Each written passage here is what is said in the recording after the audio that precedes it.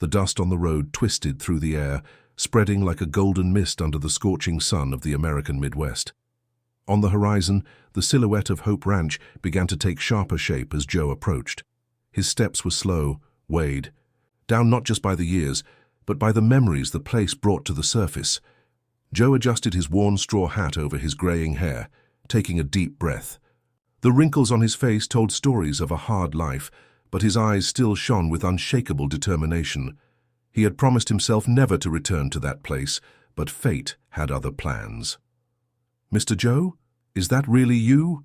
The voice of Tony, one of the ranch's oldest hands, broke the evening silence.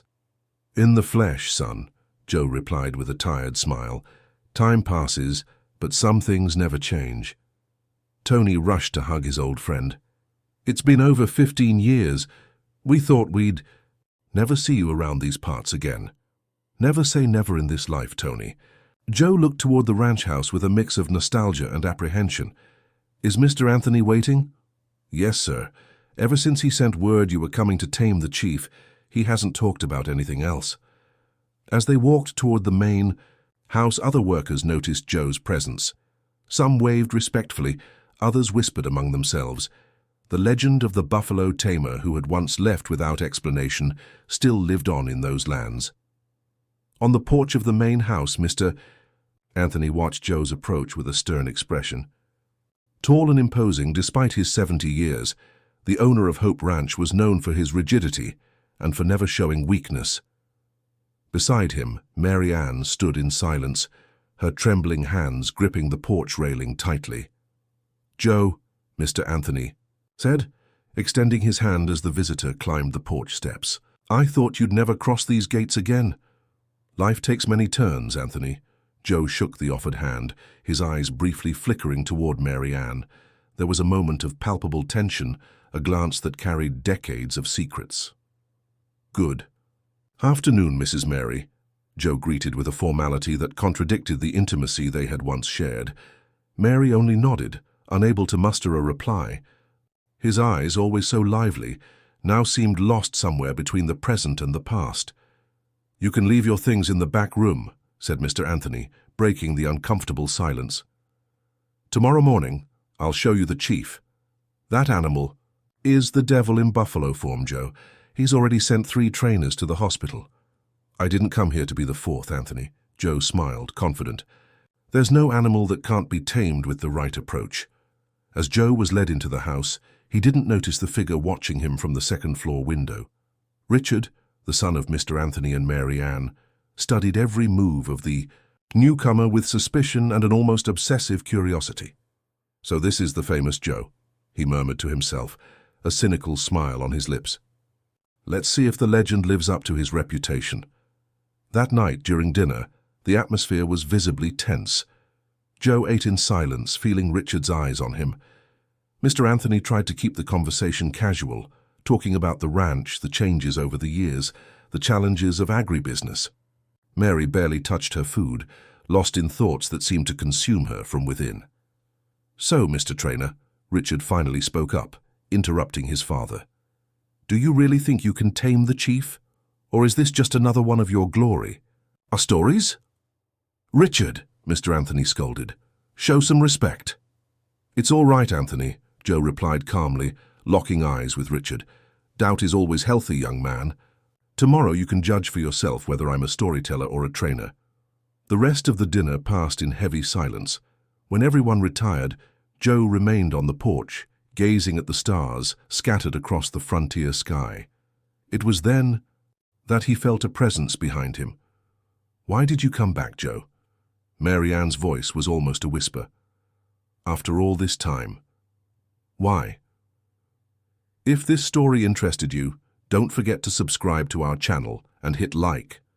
Tell us which city you're watching from and let's continue. Joe turned slowly to face Mary Ann. Under the silver light of the moon, she seemed to have regained some of the beauty that had made her famous in the region during her youth. Her hair, now streaked with gray, still fell in waves over her shoulders, and her dark eyes remained as deep as the night sky above them. "I came for the same reason that's always guided my life, Mary. The animals." Joe spoke softly, but both knew that wasn't the whole truth. 15 years, Joe. 15 years without a word, without a message, and now you show up as if no time has passed? Her voice trembled with restrained emotion. Joe let out a deep sigh, leaning on the porch railing. Some wounds take a long time to heal, Mary, and others never truly do. A heavy silence settled between them, filled only by the nighttime sounds of the ranch, the distant croaking of frogs, the chirping of crickets, the occasional lowing of an animal in the pen. Richard has grown so much, Joe finally broke the silence. He's got your strength in his eyes. Mary stiffened visibly, her fingers tightening around the shawl draped over her shoulders. No, Joe, don't do this. Not now. When then, Mary? When will be the right time for the truths we buried? Before Mary could answer, they were interrupted by the sound of footsteps. Richard appeared at the porch entrance, his expression unreadable as he watched the two with a guarded look. Mom, Dad is looking for you, he said politely, but his eyes betrayed suspicion as they shifted from Mary to Joe. Am I interrupting something important? No, son. We were just reminiscing about the old days. Mary forced a smile, stepping away from Joe. The Tamer was about to call it a night, wasn't he? Joe nodded, understanding Mary's need to end the conversation. Good night, Mrs. Mary. Good night, Richard. When they were alone, Richard approached his mother, who was still looking in the direction Joe had gone. What's so special about that old man, Mom? Why did Dad insist so much on bringing him back after all these years? Mary adjusted the shawl over her shoulders, avoiding her son's probing gaze. Your father believes he's the only one who can tame the chief, and maybe he's right. There's something you're not telling me. Richard wasn't one to beat around the bush.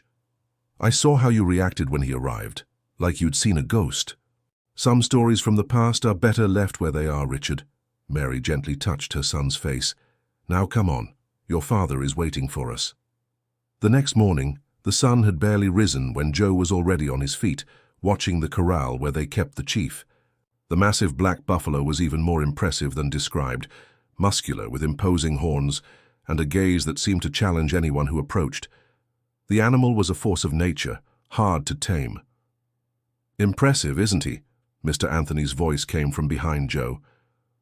The ranch owner approached, offering a mug of freshly brewed coffee. We've already lost 2 ranch hands who tried to ride him. Luckily, they only walked away with broken bones. Joe took the coffee, his eyes still fixed on the buffalo. He's not violent by nature, Anthony. He's scared, confused. Someone tried to break him with force and now he trusts no one. How can you tell just by looking at him? The same way I know when someone carries old wounds. Joe finally turned to face Mr. Anthony. Some wounds are only visible to those who have experienced the same pain. Mr. Anthony held Joe's gaze for a long moment, as if searching for something in the old wrangler's eyes. Finally, he sighed. You've changed, Joe. You're not the man I knew. We all change, Anthony. Life takes care of that. At that moment, they were interrupted by the arrival of Richard, accompanied by a few ranch hands. The young man carried an air of defiance in his expression. So, Mr. Wrangler, ready for the show? His tone was dripping with skepticism. Or would you rather quit while you can still walk away? Joe smiled calmly, refusing to take the bait. The show, as you call it, doesn't start today, boy. First, I need to meet the chief, build trust. Only then will we think about riding. Richard laughed scornfully. Trust with an animal? That's the problem with your generation, Dad. Too much talk, not enough action. Show Joe some respect, Richard, Mr. Anthony said firmly. He knows what he's doing. Like he did 15 years ago when he left the ranch overnight? Richard hurled the question like an arrow, his eyes locked on Joe. Their tense silence settled. Joe realized this wasn't just a taunt. There was genuine curiosity behind those words. Richard seemed to be searching for answers to questions he didn't even know how to ask. Every man has his reasons, Richard. And every reason has its time to be revealed, Joe replied calmly, walking away toward the corral. As he approached the massive buffalo, Joe felt the weight of their gazes on his back, not just from Richard and Mr. Anthony, but also from Mary, Anne, who watched everything from the porch of the main house. The old wrangler knew he was about to face Not only the challenge of taming Chief, but also the ghosts of his own past. The first encounter between Joe and Chief was watched with anticipation by everyone on the ranch. The old wrangler stepped into the pen with slow, deliberate steps, keeping a respectful distance from the imposing buffalo. He carried no whip, rope, or any other tool that could be seen as a threat, just his calm, patient presence. Chief, noticing the intruder, snorted threateningly. His front hooves scraped the ground, kicking up clouds of dust. His enormous horns pointed toward Joe like spears ready to strike. "He's gonna get himself trampled," muttered one of the ranch hands. $50 says he bolts in under 5 minutes, bet another. Richard crossed his arms, watching the scene with a mocking grin, but his father, Mr. Anthony, observed with a solemn expression. He knew Joe well enough to understand the man wasn't there to put on a show, but to begin a process that would take time and patience. Inside the pen, Joe stood motionless, his eyes locked onto the buffaloes. There was no fear in his gaze, only respect. When he spoke, his voice was a whisper, almost a song. "I know you don't trust me, Chief, and you're right. Men haven't been fair to you, but I'm not here to hurt you. I'm here to understand you." The buffalo snorted again, still wary, but something in his posture had shifted. The tension in his muscles seemed to ease slightly. "What's he doing?" Richard asked his father, "Just standing there talking to that beast like it's a person." "He's making a connection," replied Mr. Anthony. "Joe's always believed that to tame an animal, you first have to earn its respect." Richard shook his head in disbelief. "Then he's going to waste the whole day on this. We've got work to do." During the following hours, Joe remained in the pen, always keeping a safe distance from Chief. Sometimes he spoke to the animal, other times he simply sat on the ground observing its movements. When the sun began to set, he finally left, without having made any attempt to physically approach the buffalo. "Is that how you plan to tame him? By talking to him?" Richard asked disdainfully as Joe passed by them. Joe smiled, taking off his hat to wipe the sweat from his forehead. "Taming isn't about submission, boy. It's about mutual understanding. Pretty words don't tame wild buffaloes." "Neither does brute force, if that's what you're suggesting," Joe retorted, his tone still calm but firm. "Chief isn't just a rebellious animal. He's been mistreated, hurt. He carries scars we can't see, but they shape his behavior." Richard was about to respond when his father intervened. "Let Joe work his way, son. He has my 3 months, as we agreed." 3 months? Richard seemed unsettled. "Dad, the ranch can't afford to wait that long. We need Chief for breeding, for the heavy work, and we'll have him," Joe stated, "but at the right time. Rushing this process would only bring more trouble." As the men argued, they didn't notice Mary Ann approaching. She had watched the whole scene from the porch and now joined them with a concerned expression. "Is everything all right here?" she asked, her gaze avoiding Joe's. "Of course, Mom," Richard replied, his voice instantly softening. "We were just discussing the tamer's unconventional methods." Mary finally looked at Joe, and for a brief moment, something seemed to pass between them. A silent understanding, a shared secret. "If there's anyone who understands invisible wounds and how to heal them, it's Joe," she said, almost in a whisper. "Maybe we should trust his experience." Richard watched his mother with curiosity. It was rare to see her defend someone with such fervor, especially a near stranger. Mr. Anthony also seemed to notice something odd in his wife's behavior, as his expression grew even more closed off. "Come, dinner must already be served," Mary said, breaking the tense moment. "Tomorrow is another day." During dinner, the mood was visibly uncomfortable. Joe ate in silence, feeling Richard's eyes on him. Occasionally, he'd glance up and meet Mary's gaze as well, but she would quickly look away. "So, Joe," Mr. Anthony began, trying to ease the tension, "tell us about all these years. Where have you been?" Joe set down his fork, wiping his lips with a napkin before answering. "Many places, Anthony. I worked on cattle ranches in the Everglades, spent some time in the Northeast, even crossed the frontier into Mexico for a few years." "Always with animals?" Mary asked, her voice betraying an interest she tried to hide. "Always. It's what I know how to do, what I was born to do." "And family?" Richard's question dropped like a stone into the calm lake of conversation. Never thought about settling down, having kids.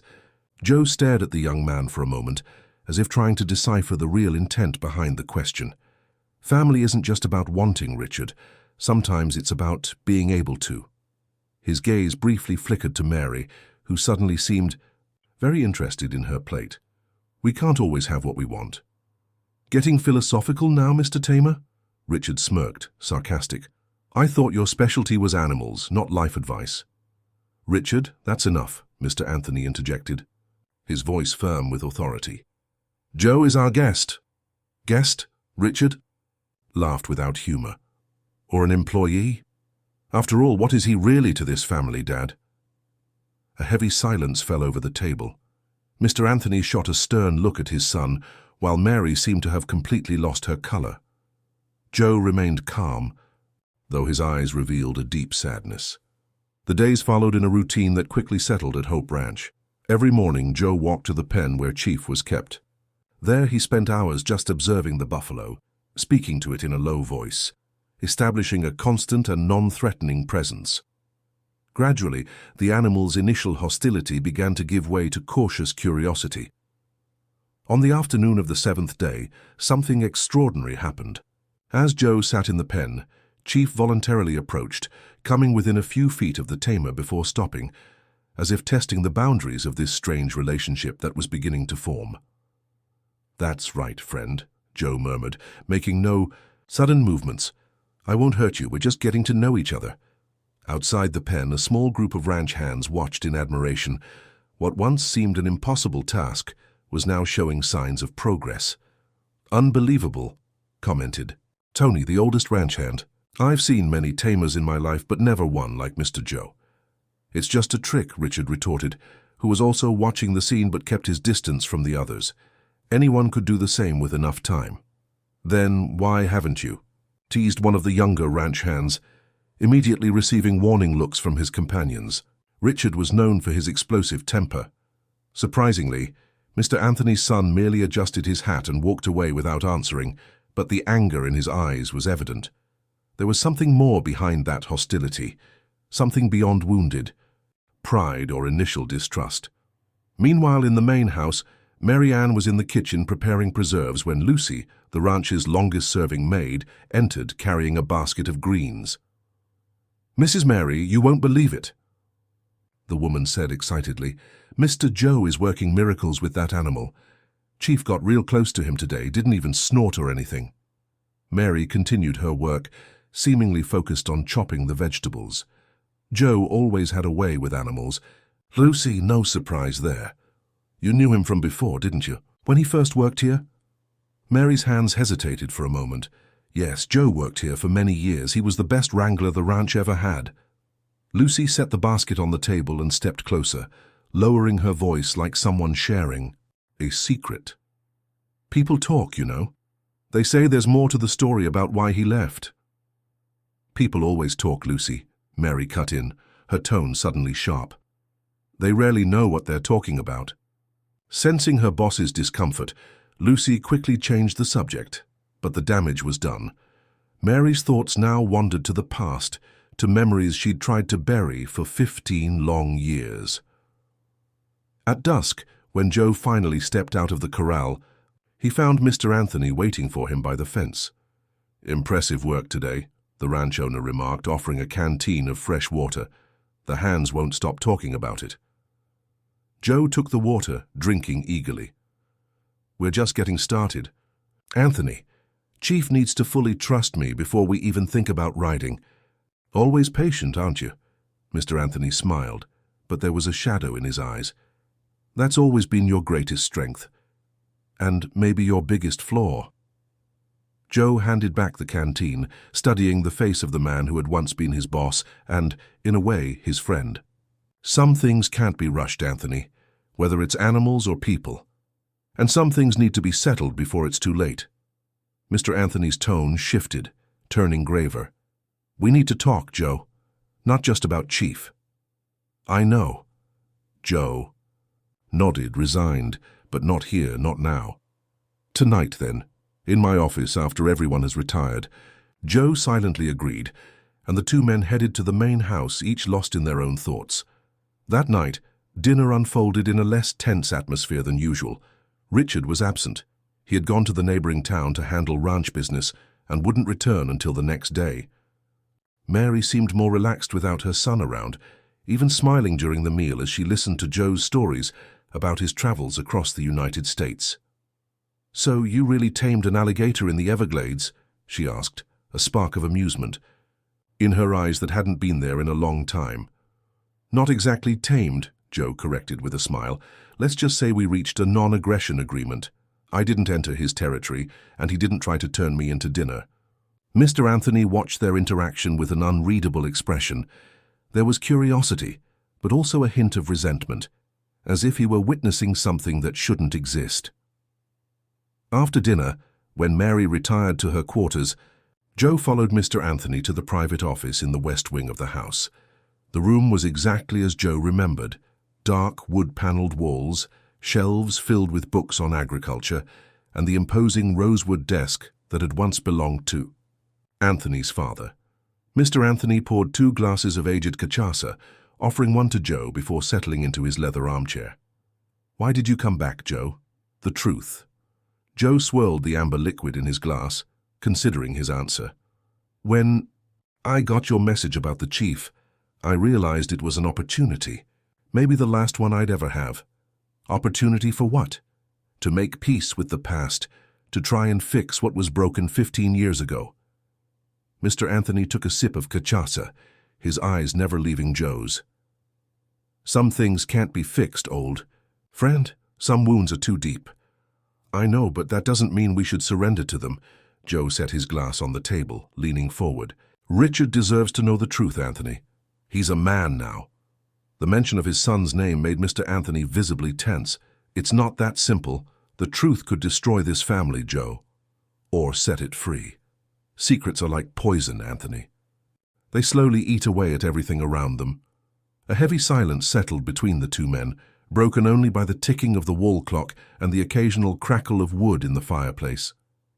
"You think I haven't thought about that all these years?" Mr. Anthony finally broke the silence, his voice lower, almost vulnerable. "Raising Richard as my own, seeing traits in him that aren't mine.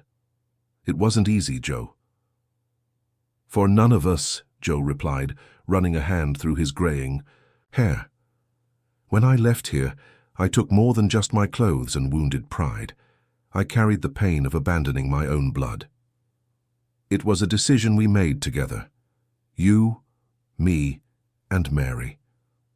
Mr. Anthony stood, walking to the window overlooking the pasture, now bathed in the silver moonlight. "Richard grew up believing he was my son. He has my name, my respect, and one day he'll have everything I've built. Revealing the truth now could destroy all of that." Joe also stood, joining Anthony at the window. "What if he finds out on his own? I've noticed how he watches me, how he asks about the past. Richard isn't a fool, Anthony. There's something in him that senses it, that suspects. What are you suggesting then? That I just call my son and say, 'Richard, actually, your real father is Joe, the buffalo wrangler who worked on our ranch years ago.'" The bitterness in his voice was palpable.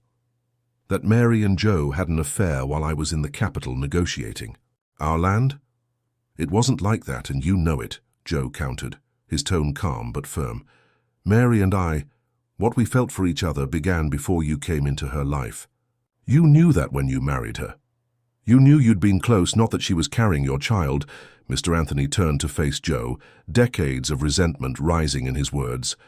"I married Mary believing we could build something together, a family, and then I found out she was carrying your son." Joe closed his eyes for a moment, as if the words had struck him physically. "Mary chose you, Anthony. When she found out about the pregnancy, I was ready to take responsibility for us to make a life together. But she decided you could give the baby what I never could. Stability, a respected name, a secure future. And you accepted that, just walked away?" "Not right away," Joe admitted. "That's why I agreed to keep working here. To stay close, to watch my son grow up even from a distance. But over time, I realized my presence only made things harder. I saw how you looked at the boy, with real love, despite everything. And I saw how Mary suffered, torn between us. Mr. Anthony sat back down, his posture now defeated. Then why didn't you stay away? Why come back now after all these years? Because I'm getting older, Anthony, and I realized I can't carry this secret with me any longer. I can't leave this world without at least trying to make peace with my past, with my son. Outside the office, in the darkened hallway, a figure stood motionless, body tense, fists clenched. Richard had returned early from town, only to stumble upon a revelation he could never have imagined. His world, his certainties, everything he believed about himself and his family, crumbled like a sandcastle hit by the tide. With his heart pounding in his chest and a storm of emotions raging in his mind, Richard slipped away silently, seeking refuge in the darkness of the night. The next morning, Joe headed to the fence as usual. He was tired after a sleepless night, filled with thoughts about the conversation with Anthony and the decisions that still needed to be made. As he approached, he noticed something strange. The gate to the pen was open. Alarmed, Joe ran to check, fearing that Chief had escaped. To his relief, the buffalo was still there. But it wasn't alone. Richard stood inside the pen just a few feet from the animal, a rope in his hands. "Richard," Joe called, keeping his voice low so as not to startle the buffalo. "What are you doing?" "Get out of there!" The young man turned slowly, and Joe saw something in his eyes that chilled him to the bone, a mix of anger, hurt, and dangerous determination. "I'm going to show everyone we don't need some old storyteller to tame this animal," Richard declared, his voice thick with bitterness. "I'll prove I'm capable, that I'm worthy of the name I carry. Or, should I say, the name I thought I carried?" Joe felt the blood drain from his face. "You heard just every word," Richard confirmed. "Every damn word of that conversation last night. I found out my whole life has been built on lies." Chief sensed the rising tension, snorting and shifting uneasily. Joe knew he had to act with extreme caution, both with the animal and with the young man who had just discovered he was his son. "Richard, I know you're angry, and you have every right to be, but this isn't the time or the place. Chief is scared, and a scared animal is dangerous. Don't tell me what to do." Richard moved toward the buffalo, raising the rope. "You don't have that right. You have no right over me at all." The sudden movement was enough to startle Chief. The buffalo stepped back, eyes wide, before lowering its head in a clearly defensive stance. "Richard, stop!" Joe took a step forward, his heart racing. "You're going to get hurt." "And you care?" Richard's laugh was bitter, almost hysterical. 15 years without a word, not even a glance, and now you want to play the worried father? As he spoke, Richard moved toward the buffalo, which was now pawing the ground, growing more agitated by the second. Joe realized he had no choice. With a quick motion, he stepped fully into the pen, positioning himself between Richard and the animal. "Get out of here now," Joe ordered, his voice firm but calm. "Not for my sake, not even for yours, but for your mother, who doesn't deserve to lose the son she loves so much. If you're enjoying this story, don't forget to subscribe to our channel and hit like. Let us know which city you're watching from. We'll be right back." Joe's words seemed to hit Richard like a bucket of cold water. For a brief moment, the anger in his eyes gave way to confusion. Chief, sensing the hesitation, snorted nervously, his hooves still scraping forcefully against the ground. "Get out of the pen, Richard," Joe repeated, never taking his eyes off the young man. "We'll talk later, I promise, but right now I need to calm Chief before someone gets hurt." Richard clenched the rope in his hands, the internal conflict clear on his face. "How can I trust you? Any of you?" "Because, despite everything, I'm your father," Joe replied simply, "and I never wanted to see you suffer." The impact of those words, spoken aloud for the first time, made Richard take a step back. His eyes, so much like Joe's, filled with tears he refused to let fall. "You're not my father," he finally said, his voice choked. "A father doesn't abandon his son." With those words, Richard threw the rope to the ground and strode out of the pen without looking back. Joe wanted to follow him, to explain, to beg for forgiveness, but he knew his priority right now had to be Chief. The animal was visibly agitated, and diverting its attention away from Richard was essential. It's all right, buddy," Joe said softly, turning back to the buffalo. "I know you're scared. I would be too. Slowly, with deliberately calm movements, Joe approached the animal. Chief was still snorting, but his defensive stance was beginning to relax. Joe kept speaking in a low, steady tone, words of comfort that seemed to soothe not just the buffalo, but also the storm in his own heart. After nearly an hour, when Chief was finally calm again, Joe left the pen. To his surprise, he found Mary Ann waiting for him outside, her face pale and her eyes red from recent tears. "Richard told me," she said simply, her voice barely a whisper. "He knows about us." Joe felt an immense weight on his shoulders. "I'm sorry, Mary. I never wanted him to find out this way." "None of us did." Mary crossed her arms as if trying to shield herself from physical pain. "Anthony is devastated. Richard locked himself in his room. He refuses to speak to any of us." "I need to talk to him," Joe said, taking a step toward the house. Mary grabbed his arm, stopping him. "Not now, Joe. He needs time." 15 years wasn't enough time. The bitterness in Joe's voice surprised even himself. 15 years I lost Mary. 15 years we could have faced this together, as a family. "What family, Joe?" Mary released his arm, stepping back. "The one you imagined?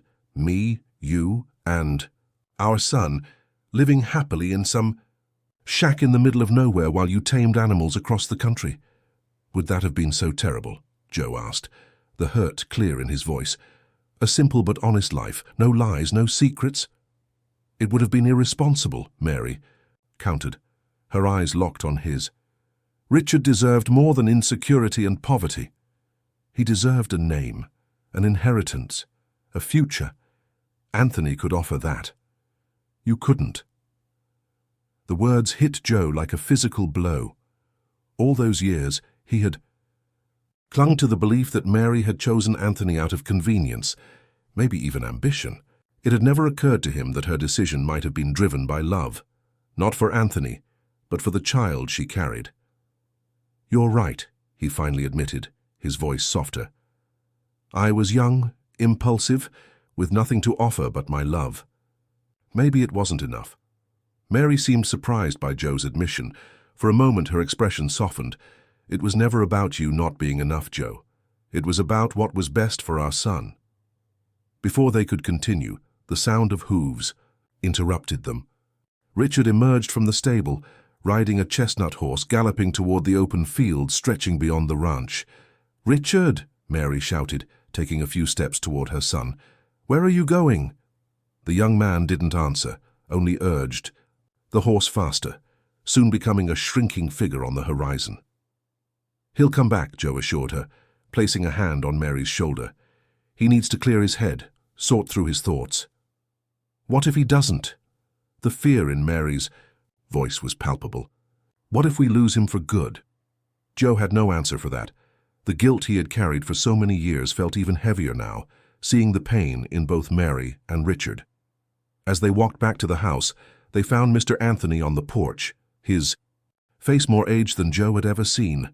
The years seemed to have crashed down on him all at once, bowing his shoulders, deepening the lines on his face. "He found out," Anthony said simply, no accusation in his voice, just immense weariness. "Yes," Joe confirmed. "He overheard our conversation last night. I tried to explain," Anthony continued, looking at Mary, who now joined them. "I tried to make him understand why we decided what we did. But all he can see is the lie." "He'll come back," Joe repeated, wanting to believe his own words. "Once the initial anger passes, he'll be ready to listen." "And what will we tell him?" Mary asked, her voice trembling. "How do we explain 15 years of secrets?" Joe looked toward the horizon, where the dust from Richard's gallop was still visible. "With the truth, all of it this time. No half words or omissions. He deserves that." That night, dinner was silent and tense. Richard had not returned, and worry was clear on Mary's face as she barely touched her food. Mr. Anthony drank more than usual, while Joe stayed quiet, lost in thought. It wasn't until the moon was high in the sky that the sound of hooves announced Richard's return. Mary rushed to the porch, followed by Anthony and Joe. The young man dismounted slowly, his face a mask of exhaustion. His eyes, when they met Joe's, still held hurt, But the initial fury had given way to something closer to resignation. "Richard, son." Mary stepped toward him, hands outstretched, but the young man took a step back. "Not now, Mom," he said, his voice hoarse from shouting or crying too much. "I need to rest. We'll talk tomorrow." With those words, Richard walked past them and into the house, leaving a trail of heavy silence among the three adults still on the porch. "At least he came back," Joe said, trying to find something positive in the situation. Mr. Anthony nodded slowly. "He came back, but I don't know if he'll ever forgive us, especially me." "Why you, Anthony?" Mary asked, confused. "You raised him as your own, gave him everything." "Exactly," replied Anthony, his gaze lost in the darkness. "I built our relationship on a lie. For a man like Richard, who values truth, above all else, that might be unforgivable." The next morning, Joe arrived early at Chief's pen. Working with the buffalo had become not just his job on the ranch, but also his refuge, a place where human problems seemed simpler, easier to solve. To his surprise, he found Richard already there, watching the animal from outside the fence. "Good." "Morning," Joe greeted cautiously, stopping a few steps away. Richard didn't answer right away, his eyes fixed on the buffalo grazing peacefully. "How do you do it?" he finally asked. "How do you get him to trust you like that?" Joe slowly approached the fence, following Richard's gaze toward Chief. "Patience, respect, understanding that he has his own fears and wounds." "Just like people," Richard observed, a slight edge of irony in his voice. "Exactly like people," Joe agreed. "Maybe that's why I've always gotten along better with animals. They're more straightforward, more honest. They don't hide who they really are." Richard finally turned to face him. "Unlike you, unlike my mother, unlike Mr. Anthony." "It wasn't out of malice, Richard," Joe said softly. "It was a decision made in what we believed was your best interest. Who decided what was best for me? Who gave you that right?" Richard's voice held not just anger but pain, a deep sense of betrayal. "We were young, scared," Joe explained, choosing his words carefully. "Your mother found out she was pregnant at a particularly hard time. I had nothing to offer but my love and Anthony." He hesitated. "Anthony loved your mother enough to accept another child as his own. So it was for money, for financial security?" The contempt in Richard's voice was palpable. "It was for love," a woman's voice interrupted them. Mary Ann approached, her arms crossed over her chest as if trying to protect herself. "Love for you, son. For your life, your future." Richard looked from his mother to Joe, confusion evident in his eyes. "What do you mean?" Mary took a deep breath, like someone gathering courage for a painful confession. "When I found out I was expecting you, Joe and I were no longer close. I had already been with Anthony for a few months." Richard's eyes widened in understanding. "So, you didn't even know who my father was?" "I knew," Mary replied, her voice steady despite the tears forming in her eyes. "Joe and our relationship had ended just before I met Anthony. When I realized I was pregnant, I was already committed to your father." "To Anthony," she corrected, visibly uncomfortable. "But I knew the baby was Joe's." "And you just decided to hide that from me? From everyone?" The disbelief in Richard's voice was clear. "Anthony offered," Mary explained, tears now streaming down her face. "He said he loved me enough to accept my child as his own, to give you a name, an inheritance, a future. I was scared, Richard, alone with a child on the way, at a time when being a single mother meant shame and rejection." "And you?" Richard turned to Joe, the accusation clear in his eyes. "Did you just accept it? Gave up your son like that without a fight?" Joe felt the weight of that question like a physical blow. For years, he had asked himself the same thing, torturing himself, with the possibility that he had made the wrong decision. "It wasn't like that," he finally answered, his voice low. "When Mary told me about the pregnancy, I wanted us to stay together, to raise you as our family. But she had already made up her mind. And He paused, searching for the right words.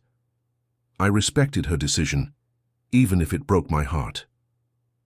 Then, "Why did you stay?" Richard questioned. "Why keep working here, watching another man raise your son?" "Because I couldn't stay away completely," Joe admitted. "Because I wanted to be nearby, to watch you grow up, even from a distance, even if you never knew who I really was." "Until one day you left," Richard finished, the bitterness clear in his voice. "No explanation, no goodbye." Joe exchanged a quick glance with Mary, who suddenly looked alarmed. There was more to that story, something still left untold. "There was an incident," Joe explained carefully. "You had just turned 10. We were celebrating your birthday and I had given you a gift." "The leather hat," Richard murmured, the memory suddenly sharp in his mind. "The Wrangler hat I wanted so badly." "Yes," Joe smiled faintly, moved by the memory. "You were so happy, so proud. You didn't take the hat off all day. And then, that night—" "You and Anthony argued," Richard finished, fragments of a long-buried memory rising in his mind. "I woke up to the shouting, went downstairs and saw the two of you." "Anthony was furious," Mary intervened. "He had drunk more than usual, and when he saw how much you loved that hat, how you followed Joe everywhere, he got jealous," Joe explained. "He felt like he was losing you to me, even without you knowing the truth. The words kept getting harsher until he shouted the truth," Richard finished, the memory now vivid in his mind. "He yelled that you shouldn't be so close to me because I was your biological father," Joe confirmed softly, "and you heard everything." The silence that followed was heavy, thick with unspoken emotion. Richard seemed lost in his own memories, trying to reconcile fragments of a past that had been deliberately buried. "I remember," he finally said, his voice barely a whisper. "I remember hearing it, but then it's like there's just a void." Mary cautiously approached her son, her face marked by pain and regret. "You went into shock, Richard. You didn't speak for days. The doctors said your mind had blocked the trauma, that it was better not to force you to remember. And so you all decided to keep up the lie," Richard concluded, a hint of accusation in his voice. "Decided it was better to pretend nothing had happened." "It was the hardest decision of my life," Joe confessed, emotion making his voice rough. "Anthony and Mary thought my presence would only make things worse, that it might bring the memories back. And, well, I agreed it seemed best for you." "Best for me?" Richard let out a bitter laugh. "Or most convenient for all of you?" "Don't be unfair, son," Mary interjected, her eyes pleading. "We did what we believed was right, even if it was painful." Richard ran a hand through his hair, the gesture so much like Joe's it would have been comical under different circumstances. "And now, what do you expect me to do with all this information?" "Nothing," Joe replied simply. "We expect nothing, Richard. Only that you know the truth, the whole truth this time. What you do with it, well, only you can decide." Richard stared at Joe for a long moment, then at his mother, before turning his attention to Chief, who watched the scene with patient curiosity.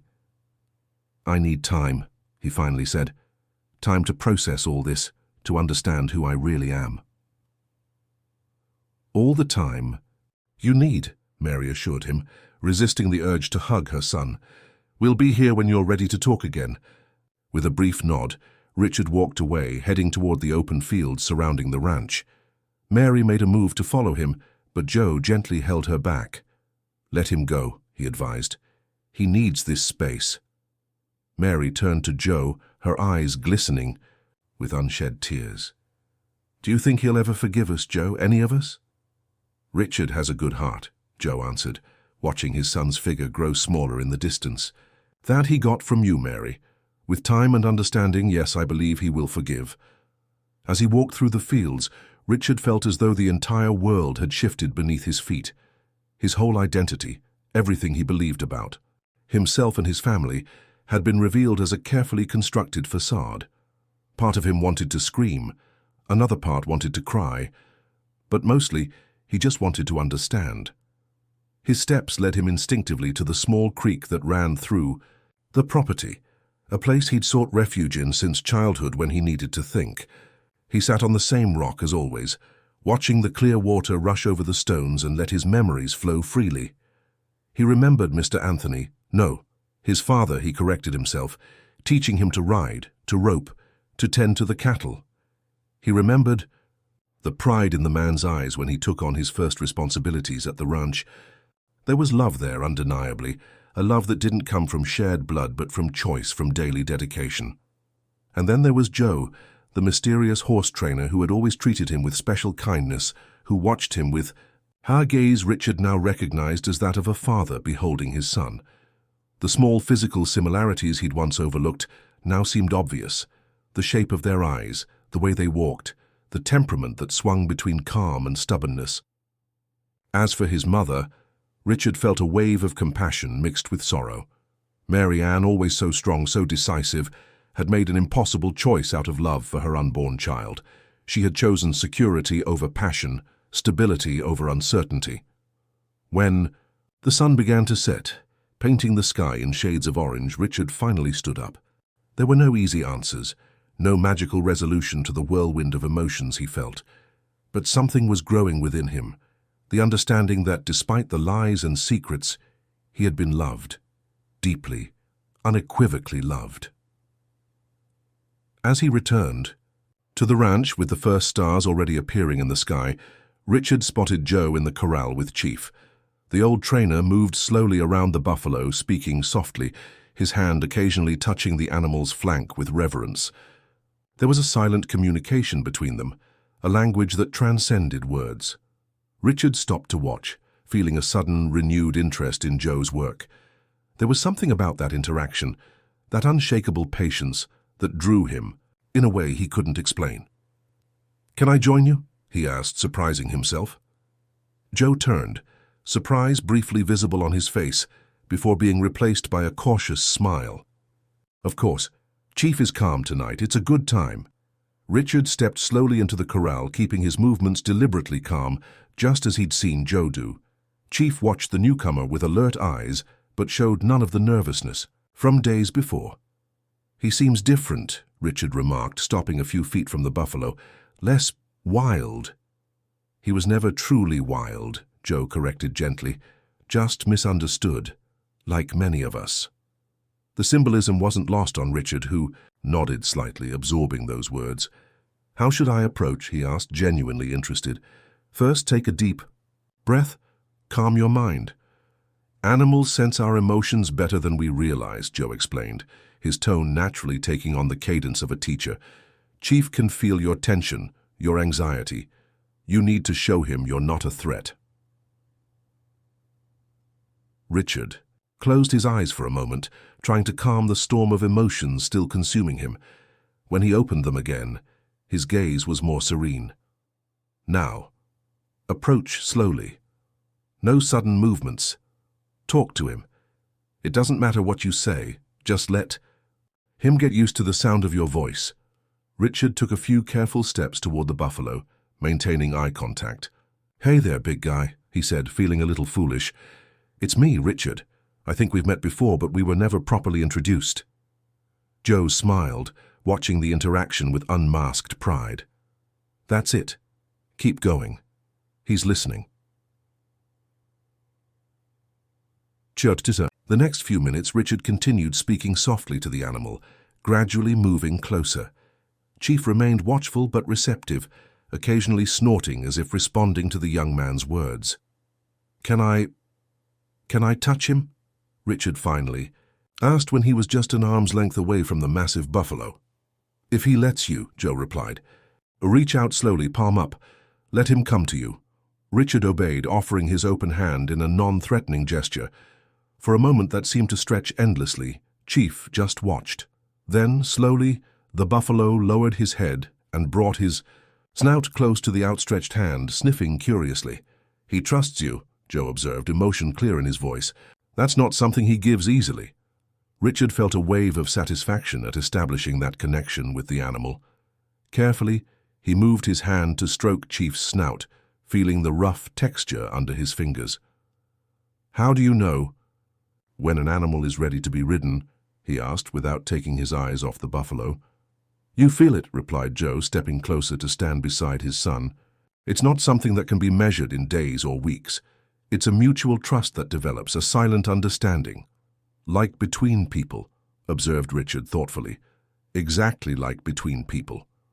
A comfortable silence settled between them as they continued working with Chief, each lost in their own thoughts. The sun had fully set and the stars shone in the night sky when they finally left the pen. "Thank you," Richard said simply as they walked back to the house. "For what?" "For sharing this with me. Your knowledge, your craft." Joe felt emotion tighten his throat. "I've always wanted to share everything with you, Richard. From the first moment I held you in my arms." Richard stopped walking, turning to face the man he now knew was his biological father. In the dark, illuminated only by moonlight and the distant lights of the house, it was easier to ask the question that haunted him. "Why didn't you fight for me? Why did you agree to leave?" Joe took a deep breath, preparing for an answer he had rehearsed thousands of times over the years. "Because I believed it was best for you. Because your mother was convinced of it, and I trusted her judgment. Because Anthony, despite everything, was a good man who loved you as his own." He paused, gathering courage for the hardest truth. "And because I was a coward. I was afraid that if I fought to stay in your life, I'd end up causing more pain than joy. I was afraid I wouldn't be the father you deserved."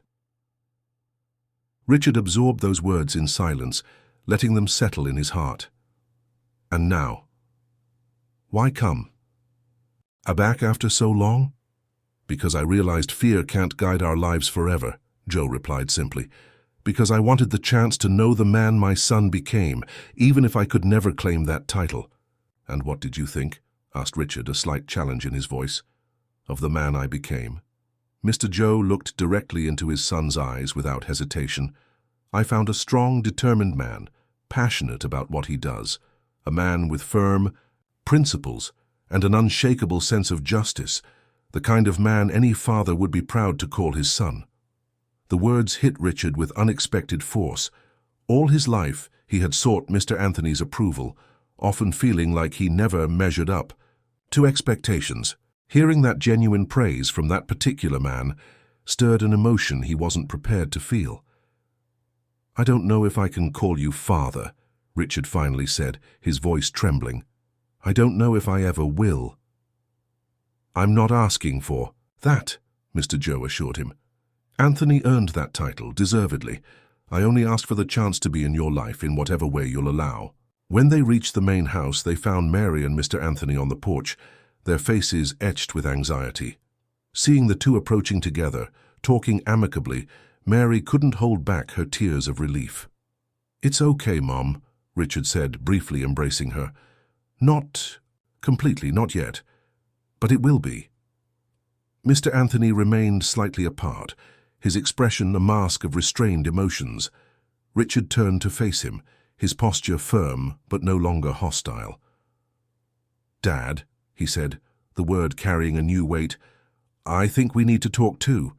Mr. Anthony's eyes filled with unshed tears upon hearing that word. "Dad," from the lips of the son he feared he'd lost forever. "Whenever you're ready, my son, I'm here to listen." The following weeks at Hope Ranch unfolded at a different pace, as if time had slowed to allow wounds to begin healing, for the revealed truths to be processed by everyone. It was a time of adjustment, of rediscovery, of rebuilding relationships on more honest foundations. Richard spent more and more time with Mr. Joe in the corral, learning not just the art of taming, but also absorbing stories about his heritage, about the man whose blood ran through his veins. The similarities between them, once subtle, now seemed obvious to everyone on the ranch. The same tilt of the head when deep in thought, the same deep laugh, the same natural talent with animals. His relationship with Mr. Anthony had also changed, evolving in a way that surprised them both. The truth, though painful at first, had eliminated invisible barriers that had always existed between them. Anthony no longer needed to fear that Richard would discover the secret. Richard no longer had to fight against the inexplicable feeling that something important was being hidden from him. "You will always be my father," Richard had told Anthony during a long conversation they had in the office, the night after his reconciliation with Joe. "Nothing will change that. You were the one who taught me how to be a man, who stood by me in every important moment.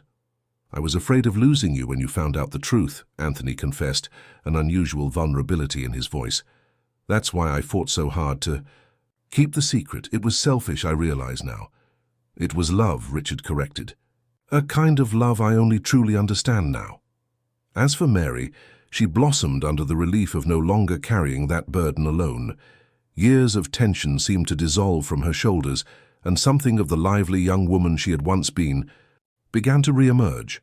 Her relationship with Richard, though still marked by occasional moments of discomfort, grew stronger each day, now grounded in complete honesty. On the morning of the last day of the agreed 3 months for breaking chief, the entire ranch had gathered around the corral. The moment everyone had been waiting for had arrived. Joe would ride the buffalo for the first time. "Aren't you going to use a saddle?" asked one of the ranch hands, watching Joe enter the corral with only a thin rope in his hands. "Chief isn't a horse," Joe explained, calmly approaching the animal, which greeted him with familiarity. "Breaking him isn't for riding or work. It's about establishing mutual respect so he can live peacefully with the other animals and people on the ranch." Richard watched Joe's every move intently, absorbing this final lesson. Over the past weeks, he had developed not only respect for the old wrangler's knowledge, but also a deep admiration for his life philosophy. With deliberately slow movements, Joe approached Chief, speaking softly to the animal while stroking his powerful neck. The buffalo, once considered untamable, remained calm, his eyes attentive but confident. "Are we ready, friend?" Joe asked the animal, as if expecting an answer. And in a way, it came. Chief lowered his head slightly, a gesture everyone present interpreted as consent. With surprising agility for his age, Joe leaped onto the buffalo's back, settling in naturally.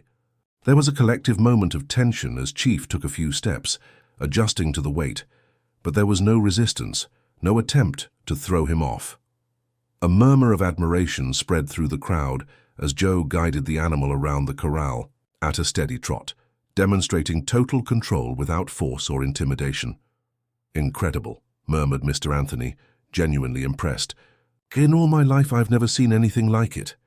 "That's how it should be done," said Richard, a proud smile on his lips, "with respect, not domination." After completing a few laps around the pen, Joe dismounted gently, stroking Chief's neck in gratitude. The buffalo snorted contentedly, as if it had just taken part in a harmonious dance rather than an act of submission. "It's done," Joe announced, walking toward the fence where the family waited. "Chief is ready to join the ranch, but I suggest only Richard rides him for the time being." "Me?" Richard seemed surprised. "Why?" "Because he trusts you," Joe replied simply. "You've established a special connection. It'd be a waste not to nurture it." Mr. Anthony nodded in agreement. "Joe's right. Besides, I was already thinking of putting you in charge of the buffalo breeding section. With Chief as the lead sire, we could significantly expand that part of the ranch." Richard's smile widened at the news. It was a vote of confidence from his father, an acknowledgement of his abilities he'd always longed for. "What about you, Joe?" asked Mary, voicing the question that had lingered in the air since the work with Chief began winding down. "Where are you headed now?"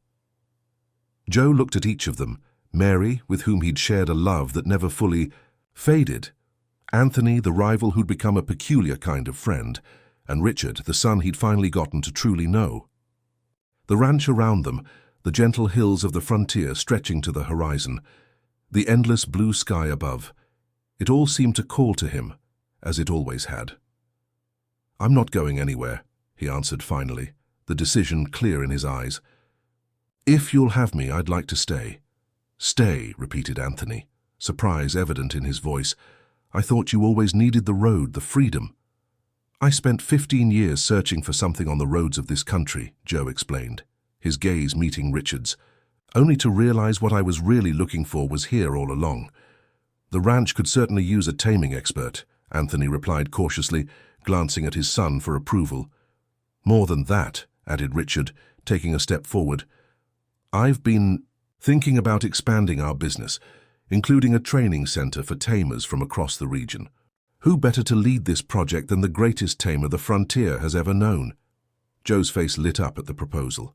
It was more than he could have hoped for, not just the chance to stay close to his newly discovered family, but also the opportunity to pass on his knowledge, to create a legacy beyond himself. "It would be an honor," he replied, his voice rough with emotion. Mary, who had remained silent until then, stepped closer to the trio. "It seems Hope Ranch is entering a new phase," she observed, a gentle smile on her lips. "A phase of growth and, we hope, healing." "Of reconciliation," added Anthony, extending his hand to Joe in a gesture of peace that would have seemed unthinkable weeks before. As the men shook hands, sealing this new beginning, Richard noticed something extraordinary. The initial pain and confusion had given way to an unexpected sense of fulfillment. Where there had once been only one father, now there were two, different in their natures and contributions, but equally important in his life. And in the pen behind them, Chief watched the scene calmly, as if understanding that his own journey, from wild to tamed, had in some way catalyzed this family's reconciliation. That night, under a starry sky in the American Midwest, Hope Ranch slept wrapped in a peace it had not known for a long time. The wounds, though not yet fully healed, were beginning to make way for new tissue, stronger and more resilient than before. And Joe, lying in the same bed where he had slept decades earlier, finally found what he had sought all his life. Not just the forgiveness of others, but his own self-forgiveness. A new dawn awaited, not just for the old Tamer, but for all those whose lives had been transformed by the courage to face the truth and the willingness to let love, in all its complex forms, flourish once more in the arid lands of the frontier. If you enjoyed this story, don't forget to subscribe to our channel and hit like and tell us which city you're watching from.